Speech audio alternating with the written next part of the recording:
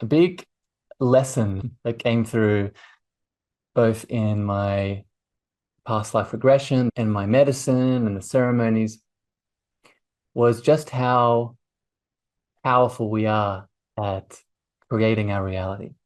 And what unlocked was a deeper channel of energy moving through me, connected to that past life death. You were born as a creator. Everyone is born with creation essence, creation spark, the larger self that we all are connected to that exists inside of us. And when we can tap into that, we can create uniquely from that place. The problem is, what are the beliefs and the stories you're telling yourself that are stopping that life from manifesting, from creating? The A.J. Parr Spiritual Journalist Podcast. I'm here with Harrisonmeagher, and he had an interesting past life experience, also a death experience. So welcome, Harrison. Thanks for having me, AJ. I'm excited to go deep. Can you tell us about this experience? Where were you? How it happened? What you felt through the experience? Yeah. What you learned and the after effects? My past life death, if you want to call it that, it occurred during a mystery school assignment. And for people that maybe are new to what mystery schools very simply are higher education for spiritual gifts and opening up the channel that we are and all of the mystical abilities that we're all born with. Mystery schools are everywhere around the world. Some are very old, some are very new, somewhere in between. This one was called Open to Channel, and it's run by a lovely lady called Ishtar. She's based in Queensland in Australia. She has thousands of students every year going through these different mystery schools. And this particular curriculum over a year and a half was around me and the group I was in coming back to the deeper awareness of the channels that we are, the beautiful channels that we all are in this existence. So the main course's objective was to open our channel, was to connect to this channel. And part of that I've experienced and people I've worked with, it's moving through these layers of fear, pain, trauma, not just in this life, but in past lives that are stopping our channel from expressing. So during this education, I was given an assignment, and this assignment was very simply to run a past life regression on myself and connect in to a past life in order to gain any insight, any knowledge, any deeper awakenings. So I very much did that. I sat down in my meditation spot, put my hand on my heart, set the intention of connecting to this past life and stepping into it. At this point, I'd never done any sort of past life experience. I'd received a semi past life regression, but nothing, I had no mental construct or awareness around what this would look like. So I went into it very open, very as a newbie. And what proceeded to happen was I went deeper into this meditation, went into my heart space, and very quickly I started, through my clairvoyance, started seeing a vision, started seeing an experience, and not seeing it as if I was looking down at it, seeing it through the eyes of this version of me, seeing it through the eyes of this past life experience of me. And as soon as that began, I quickly started to tune into the emotion of what was happening. My heart and my whole chest area started to blaze hot with deep fear and intensity. As I noticed, as I was looking, I wasn't just standing in a random place. I was in movement. I was in a running experience, running out of what looked like a landscape setting of a cave behind me. And I allowed it to move. I allowed the fear to move through me. And very quickly in the experience through the eyes of this incarnation, I felt the urge to look behind me.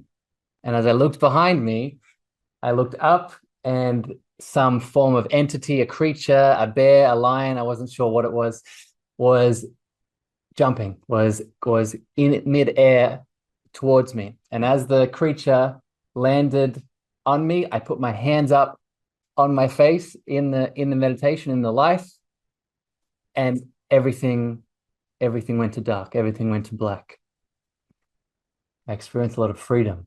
I didn't when the creature landed on me and I put my hands above my face in the past life, in the regression itself, everything went dark, everything went black. There was a few deep moments of nothingness. But there was no fear, there was no dread, there was no not even what's going on. The usual, I meditate and connect as a practice quite often. And I connect to this space of bliss, ananda, deeper stillness quite often. And that continued in the death experience. That continued in the, everything going dark, everything going black. But it wasn't the end of the experience. I very quickly noticed that the fear and the deep pain and the deep heaviness I was feeling in my chest wasn't in my chest anymore. It was now in my hands. And as I connected into my hands, I noticed that the only way I can describe it is like when you sit on your hands and they fall asleep, or your legs fall asleep and you get that tingling sensation. The fear and the emotion had traveled down into my hands. My hands were tingling, they were burning, they were bright, they were hot. And then it left. And then it released from my hands. After that experience, after some integration, after some sharing with my mentor and my class, what started to happen, and you can actually go through my social media and all my videos since then and people I started to work with, my hands from that point onward, very unconsciously, without me knowing, came a very big part of my healing. I do a lot of Reiki, I do a lot of channeling, I do a lot of energy work. And in my videos, in my sessions, I started incorporating my hands. And what unlocked, in retrospect, was a deeper channel of energy moving through me, a deeper activation for the healing work that I do in the world through my hands, connected to that past life death. A big part of my journey, other than the mystery school and my awakening and sort of all the work that I do now in the world and how I can guide people, one of the pivot points for me was a week-long plant medicine retreat on the New Year's Eve of 2019 going into 2020. And we all know what that transition was, right? That was the New Year's Eve before the COVID times. So I had the pull for a while up to that point to explore plant medicine, to explore what this meant for me in a very intentional, conscious, loving way. I didn't logically know what was going on, but my heart and my deeper sort of spiritual soul, if you want to call it that, was pulling me to make these steps. So I got it done, and I found myself in the Sydney mountains, in the wildlife, in nature. And I spent a week doing multiple servings of ayahuasca and multiple servings of bufo, the toad medicine for people that are unfamiliar. And obviously a lot happened, a lot of both individual experiences and collective experiences. With bufo, I had a lot of, and we could call them this, ego death transcendence, or ego death awakenings, let's call it that. I had a lot of, anyone that's familiar with the bufo, it's a very quick experience, but the quickness does not equate to the deepness. And what I mean by that is when you take this kind of medicine, it shatters everything. And for me, the experience was a reconnection, one of my first real reconnections to presence, to the deep wholeness, the all light, the all loving consciousness that we all are. It was more of a larger field of light, right? I would say I reconnected to my higher self, which is mostly light. I would say I connected to the deeper presence, which is light itself. So my bufo experience wasn't as there was no separation in my bufo experience. And what I mean by that is that my ego was totally blown open. So when I took the medicine, there was no I am here and there is an entity, a being here. It was, oh, I am everything. I am everything going on. And what I can learn to do is that this is a place that bufo, ayahuasca, it takes us to, but the medicine doesn't give us that. And that was a really big teaching that I took from that medicine specifically. Ayahuasca was very human. And what I mean by that is ayahuasca is very slow. It's an 8-hour, 9-hour, 10-hour process. So through my ayahuasca medicine and ceremony, there were two big takeaways, an individual and a collective. The individual takeaway in my ayahuasca experience was connecting to the, let's call it the divineness or the beauty in the darkness of the human experience. And specifically what I mean by that is the trauma, the emotions, the deep shame, the deep guilt, the deep anger. In my ayahuasca experience, I was surrounded by a lot of beautiful souls and people moving through deep pain, myself included. And through ayahuasca's support and guidance, I was able to get out of judgment. I was able to get out of labeling these things as bad, broken, and wrong, and actually see the beauty in all of it. See for maybe the first time in a long time, why are we here to experience guilt? Why are we here to experience anger? Why are we here to experience sadness? Why are we here to experience these lower density emotions and feelings? So ayahuasca really helped me with that as an individual. And collectively, what came through in 2019 in that New Year's Eve ayahuasca experience for all of us was a vision of what was coming. We all got, every single one of us in that retreat, when we did the ayahuasca medicine together, we all got the collective vision of something coming. We all got the collective vision of there is a beautiful future where we're all living together in a new way, communal living, nature, connection, unity, all the good stuff. And we would see it in our lifetime. But before we got there, there was a time of deep pain, deep darkness, deep collective shadow coming up. And we would need to move through that collectively to be able to step into this future of, let's say, harmony that we all deserve. I met beings in the ayahuasca. I wouldn't say they were light beings. I met a lot of dark entities. So in the ayahuasca experience, in my work, I teach a lot about light and dark entities, or let's say angels and demons, if we want to use a more polarizing labels. In my ayahuasca experience, I met a lot of the entities that we both hold as individuals and the entities that come in from the external world if we live a life of unconsciousness, right? If I spend my life making unconscious choices, I create a lot of space inside of me. And if I step into certain environments, I will take on dark entities. I will take on these unconscious entities. And this is where a lot of our sickness, trauma, pain comes from. So in my ayahuasca experience, I met and connected to a lot of that darkness, polarity side of the entities themselves. So do you think it's important to integrate the darkness with the light? And 100%. I think it's important for many reasons.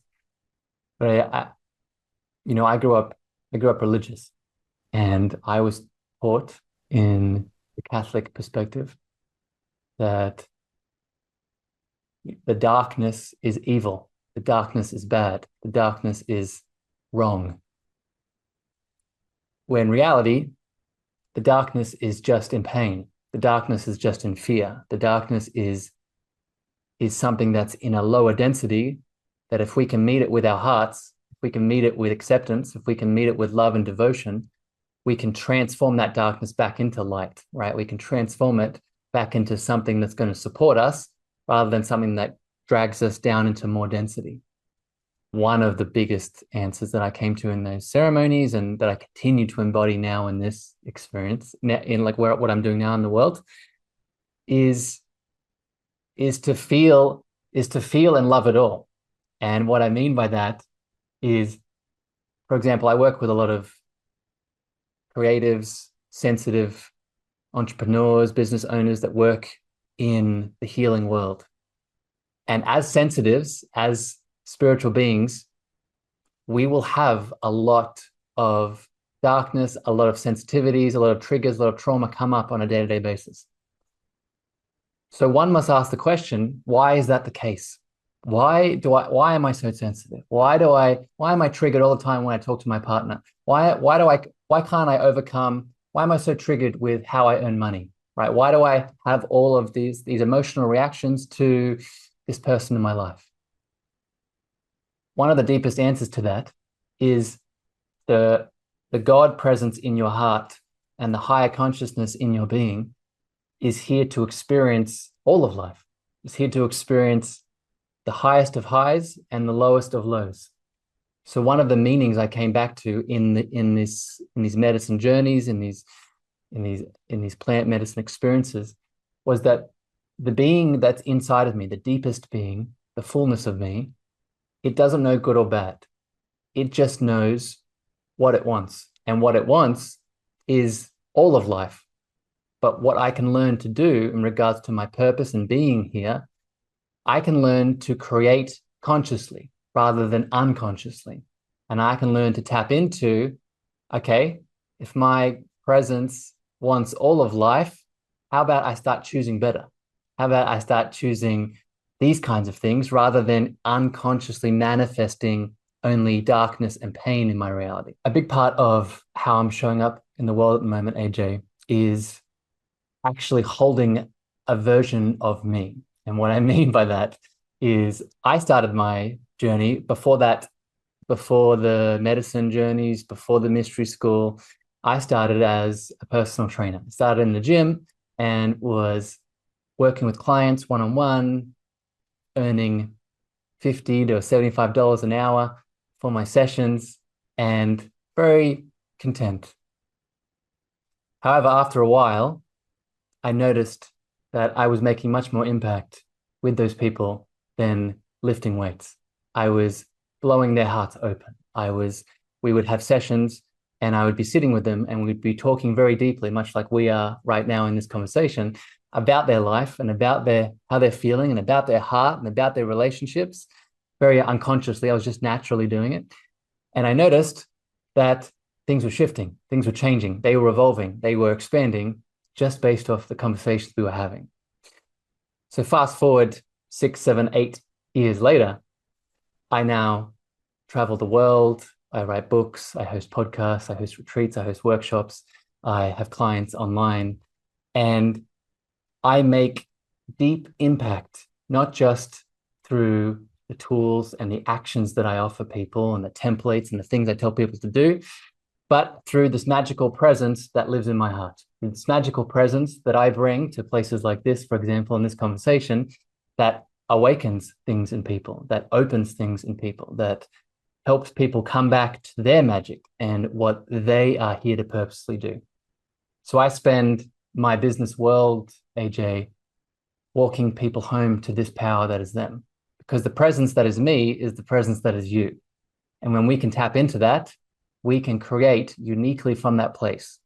What does that mean? That means we can create, if we want, a business that's aligned with our heart. We can create a business that's aligned with abundance. We can create a business that's aligned with adventure, with joy, with love.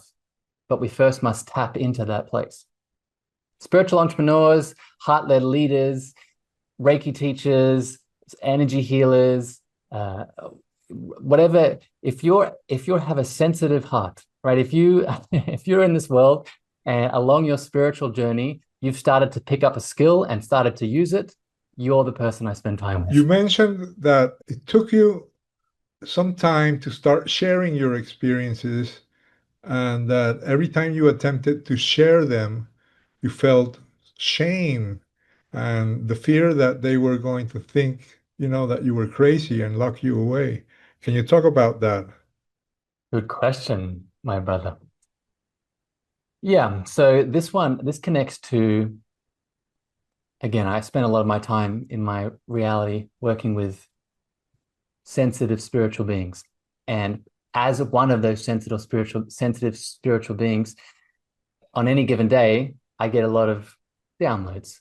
I get a lot of voices, I get a lot of creative ideas, I get a lot of visions, I hear a lot of sounds, I hear a lot of feel things.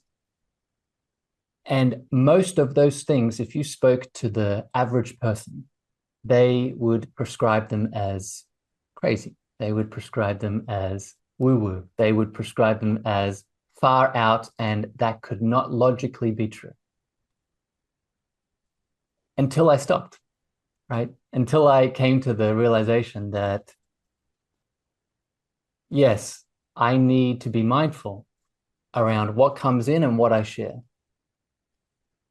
And that does not mean that the channels, the information, the visions, the voices, the higher self, angels, all the things are not divine and do not hold support and guidance both for me and for the external world. So this is not a question of locking out and saying no to the things. This is a question of, how do I learn to embody this and express it in a way that's harmonious rather than all over the place and sporadic? So the heart space portal and your soulful awakening, these are words that I connect to a deep step that we can all take on our spiritual path. So your heart portal, I'll describe that first. Your heart portal is your heart chakra, your heart space, this energy center in the middle of your chest, but it's much more than that, right? In my journey, I went from, oh, it's an organ, it's a chakra, it's an energy center. Oh, it's the actual center and the grid of everything. Your heart portal, if we are to look at our big energetic body, is the center point in which everything channels through. So as you start to go deeper in your awakening path, in your soulful awakening, what you start to learn is that everything goes through the heart. Everything must go through the heart, because if it's not going through the heart, it's going through one of your shadows, it's going through the ego, it's going through pain and separation.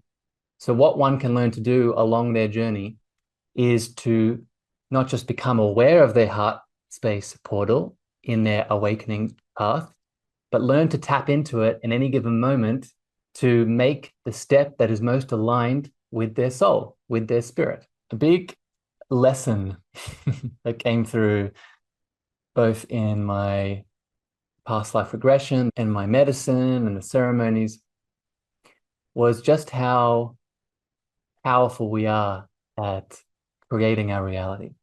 And another way to say it is co-creating with our reality, because there is, well, I like to believe there is no separation, like my inner world is my outer world.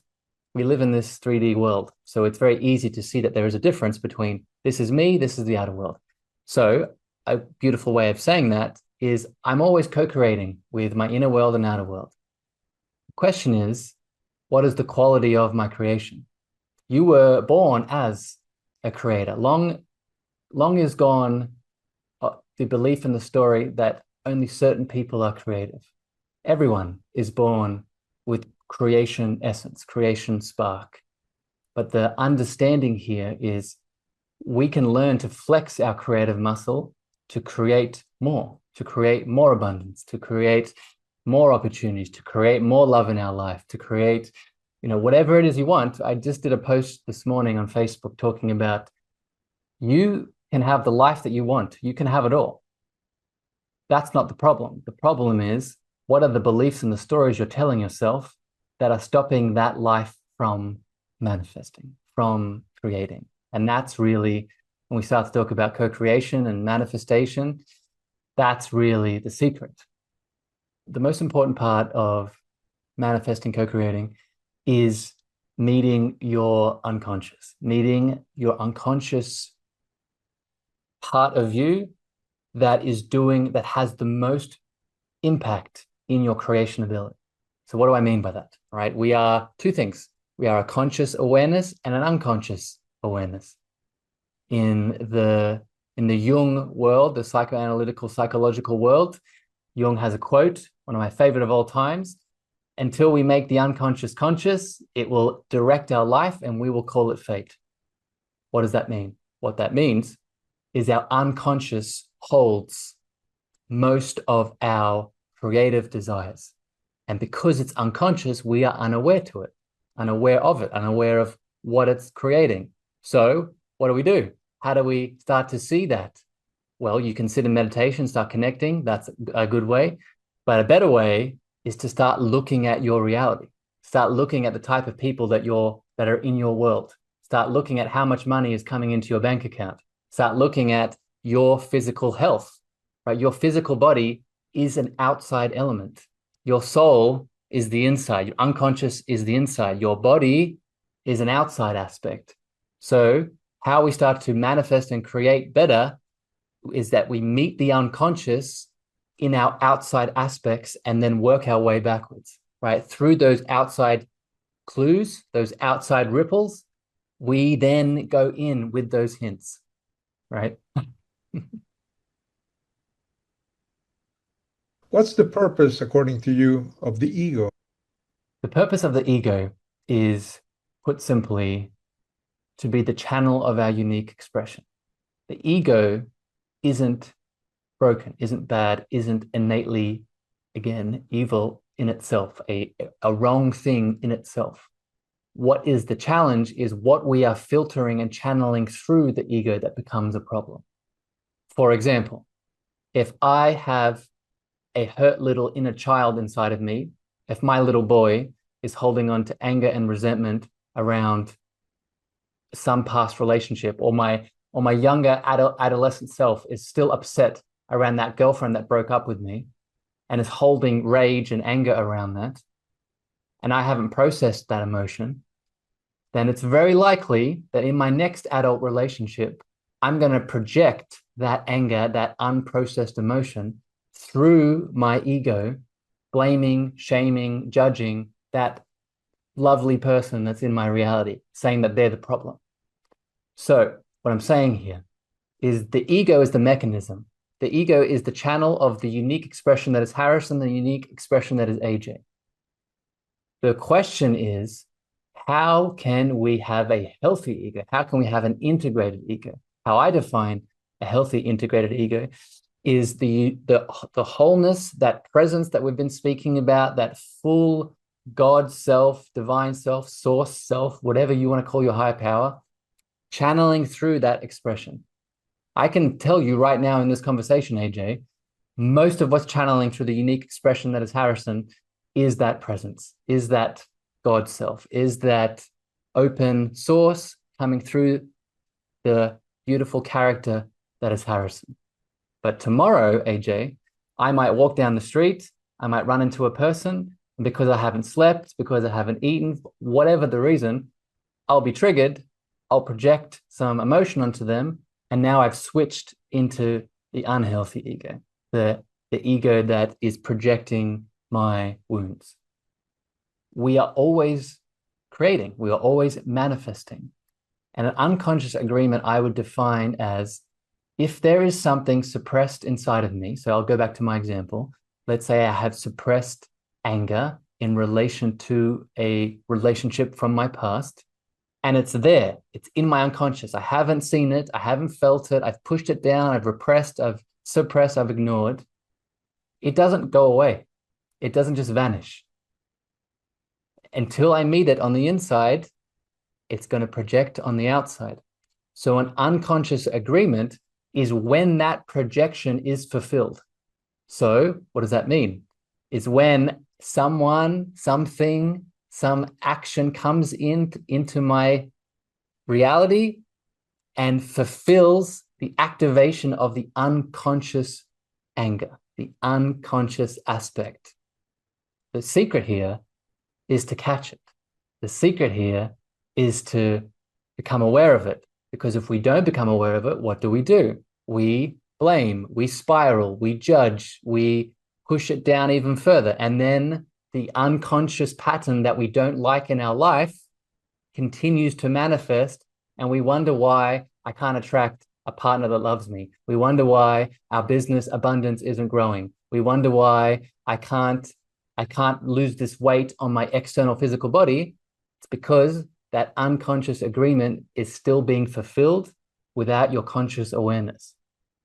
Do you have any practical advice on how we can open up our heart space portal? Mm-hmm. So I'm gonna connect this heart space portal to the unconscious aspects we've been talking about, right?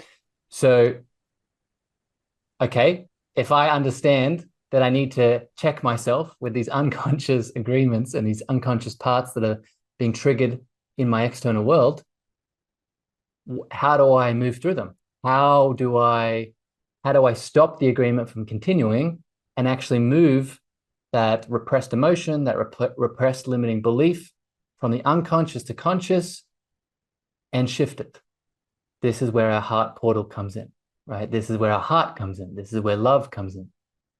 When we are triggered by any shadow, unconscious aspect, one of the best things that we can do is drop into our heart. Specifically, one of the best things we can do is when we're in that triggered space, maybe we feel the anger, we feel the sadness, we feel the anxiousness, we feel the stress. In that moment, we can drop into our heart portal. We can drop into our heart. We can take a breath. We can tune into love. We can tune into love that awakens in us, right? Well, we all have experiences in our life of being in love.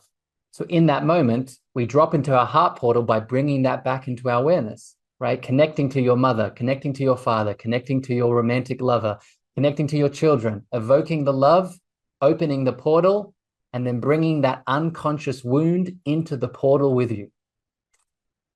Meditation is the best way to do it, right? This is a big part of my work in the world. When people come to see me in my business container, we spend a lot of time doing this, right? If people want a connection to this, I'd recommend my book. I would recommend going to my website. I have a freebie section.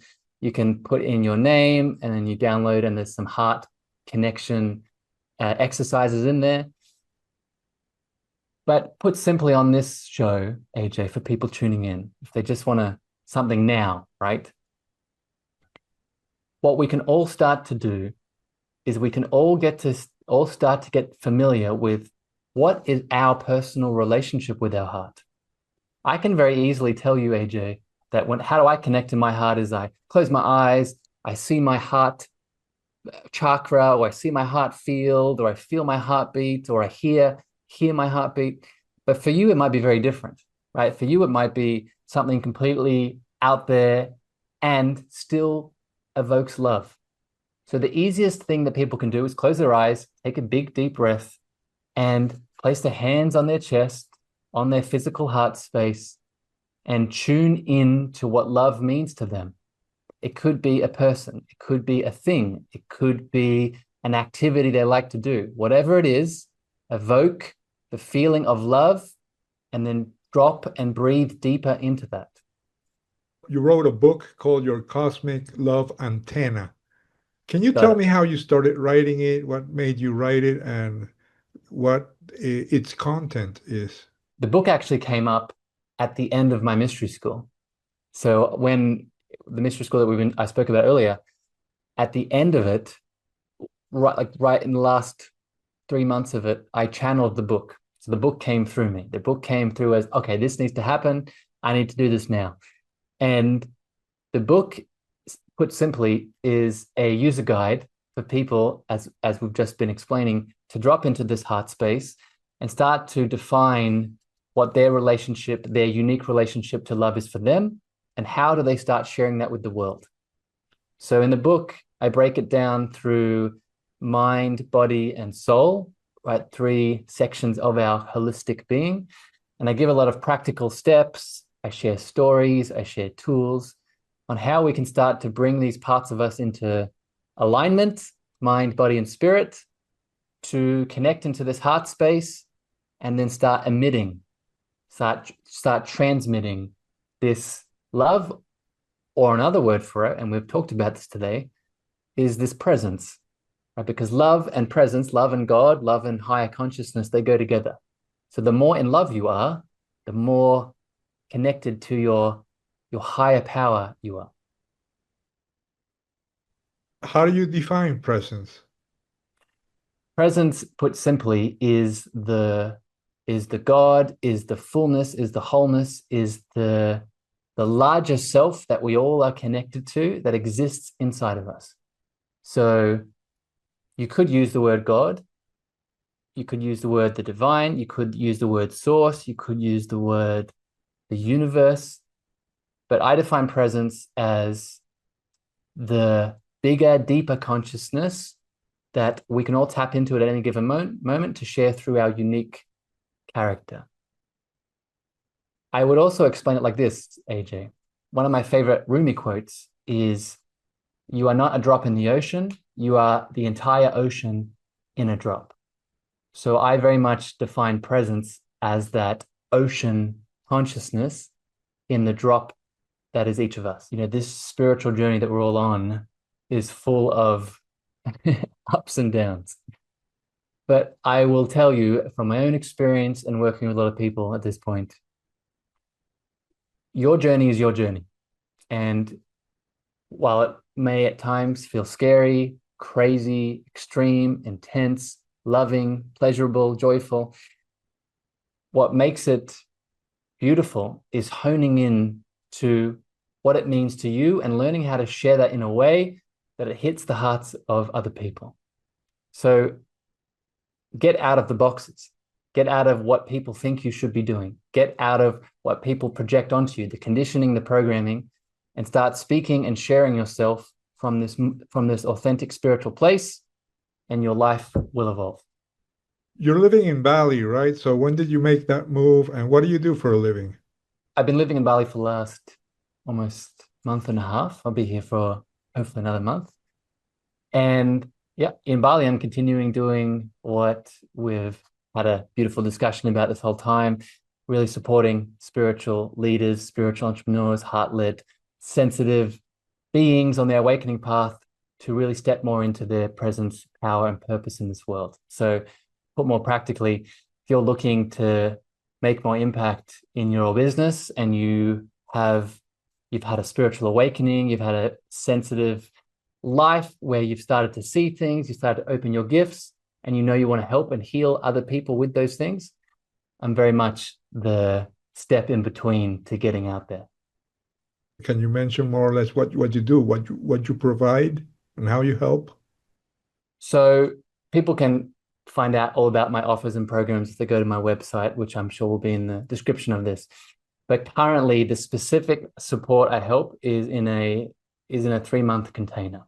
People will come to see me and they'll fill out an application, because it is application only, and they'll tell me where they're at, right? They'll tell me where they're at in their journey, in their business journey, in their spiritual business journey. Who are they helping? Why are they here? What inspires them? What is their heart pulling them to? How are they earning money? What are their services? What are their offers?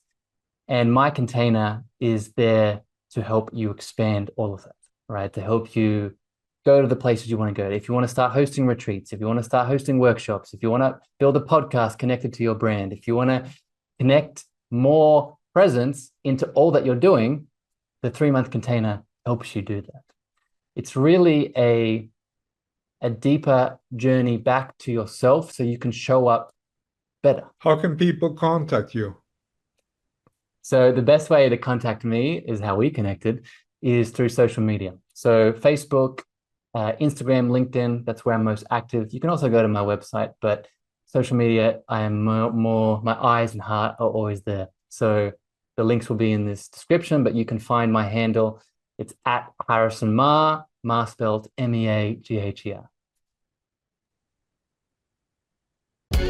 Hi, Simon Bown here. I just wanted to record this short video to say what a great job AJ Parr and Grapevine Books did in formatting, editing and proofreading my book. I've got it here in my hands. It's out on Amazon and all sorts of places. It's called Verified Near-Death Experiences. And thanks again to AJ Parr and Grapevine Books for doing such an amazing job. If you're interested in publishing your book in Amazon, contact me, and my publishing team and I will lend you a friendly hand. Send your email to ajparbooks@gmail.com. That's ajparbooks@gmail.com.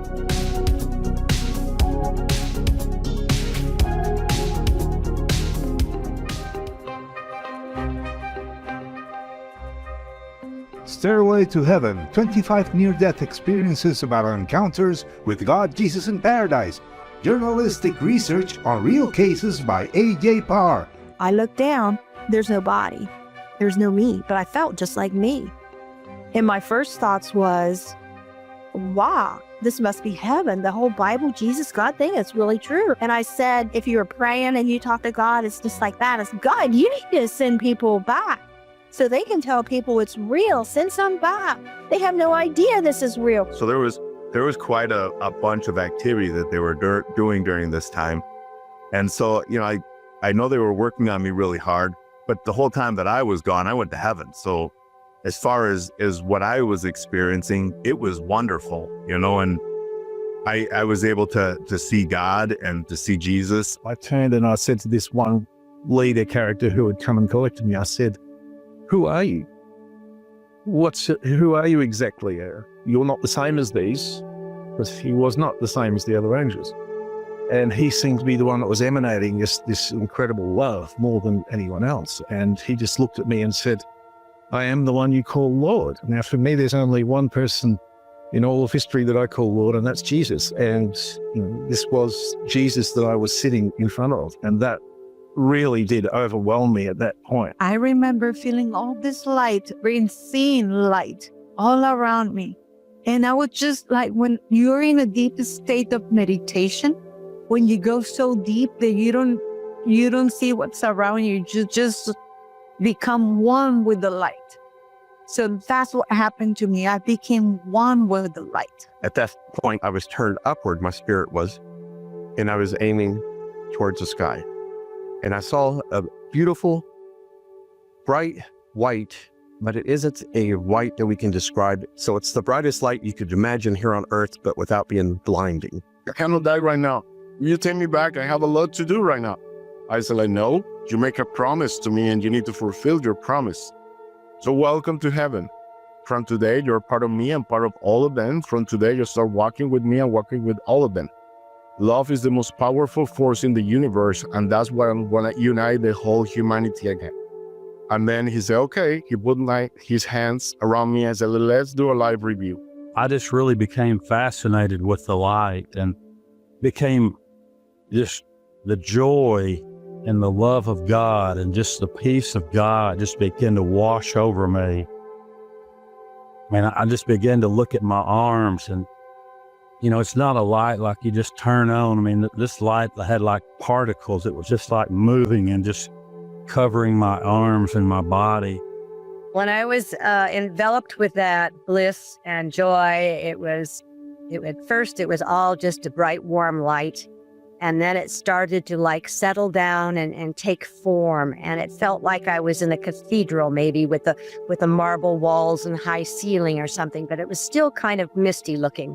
And I know that I had looked over to the right and I saw a good sized, like an architect's table with a great big huge book, like a huge Bible or something, open about halfway. And I remember somebody telling me what was in that book. And I believe it was my life. And I was only halfway through. Stairway to Heaven, 25 near-death experiences about encounters with God, Jesus, and paradise. Journalistic research on real cases by A.J. Parr.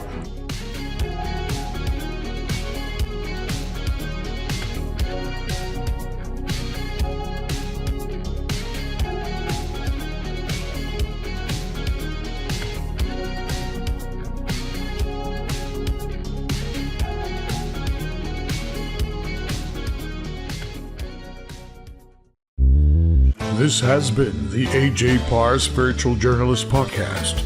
Please like, share, and subscribe.